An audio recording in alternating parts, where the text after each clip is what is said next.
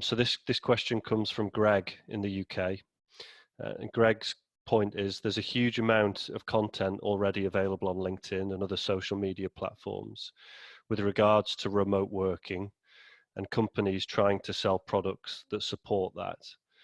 So Greg's asking, how do we stand out? How do we remain authentic and not look like we're just jumping on the bandwagon? Should we lead potentially with a strategy of thought leadership on platforms to build trust?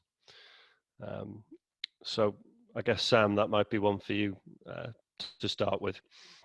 Yeah, so it's a great question, first of all. This is the time I would suggest that you should be doubling down on your content efforts. I know normally when you are running your day-to-day busy schedules, you guys are have been finding it hard to find the time to create content. But right now, this is the time that you should be really thinking about your content strategy, and maybe start planning out your next 1 to 2 months worth of content pieces, because, you know, although people aren't buying right now, they will at some point in the future. And you need to stay top of mind and be the go-to brand that they think of first when their needs come back. And you can take many examples from history where this has been the case. So the first example I'll give you is Cadbury's chocolate and Bournville chocolate. In the Great Depression, Bournville chocolate decided to batten down the hatches. They stopped advertising. They stopped spending on anything to do with putting themselves out there into the marketplace. And Cadbury's chocolate continued to spend money on advertising, despite the fact that there was no cocoa, no milk, no staff inside the factories to make the chocolate. But when the Great Depression was over in the 1930s, everybody started buying chocolate again. And the brand that continued to dominate and still does today was Cadbury's, because they were the ones that stayed top of mind and kept advertising and kept pushing themselves out there when people weren't buying their product. So and there are various other brands I could give you, from Kellogg's cereal to lots of other different brands. But right now, content would be the number one thing I would be focused on. From, well, a couple of things I'd focus on, but content definitely. So it doesn't have to be you pushing products.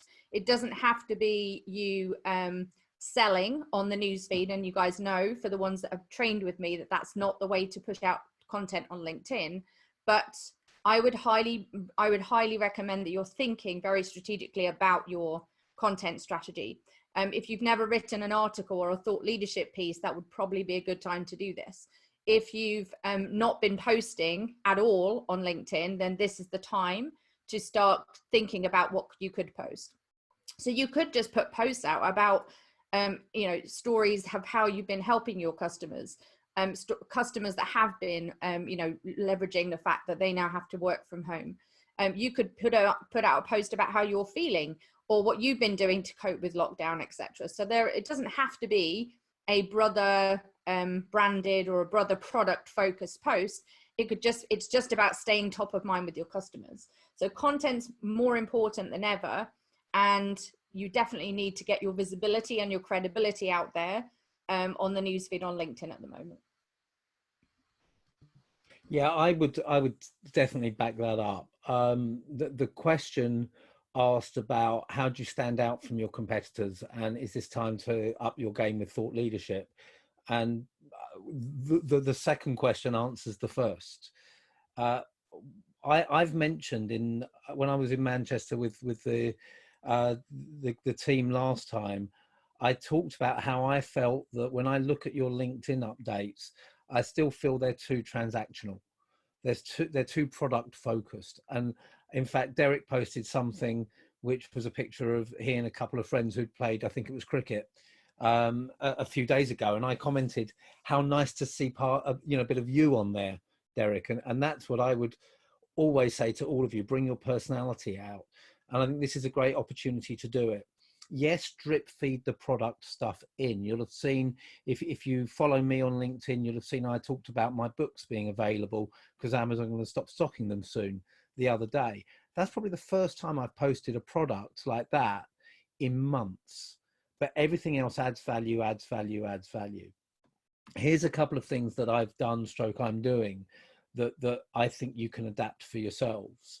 So last week, I run a charity conference every year in my local area. So I bring in my friends from around the world and they come and speak at the conference. It's a sales and marketing conference. We get top speakers, including Sam last year.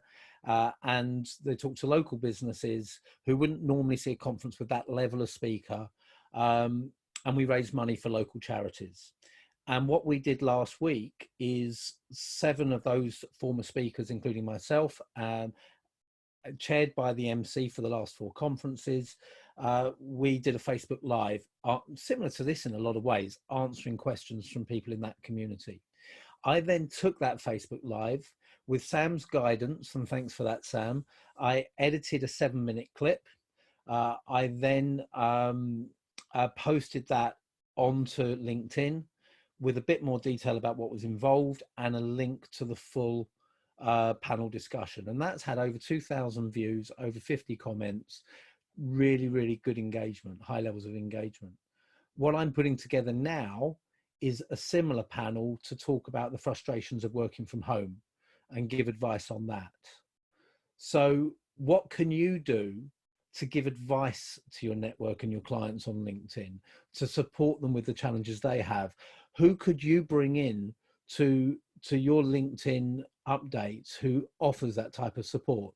If you go and look at yesterday, I shared, I think, 2 or 3 updates from other people who provided great advice to people who are struggling at the moment.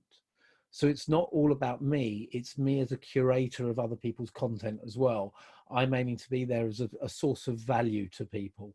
That's how you stand out from your competitors.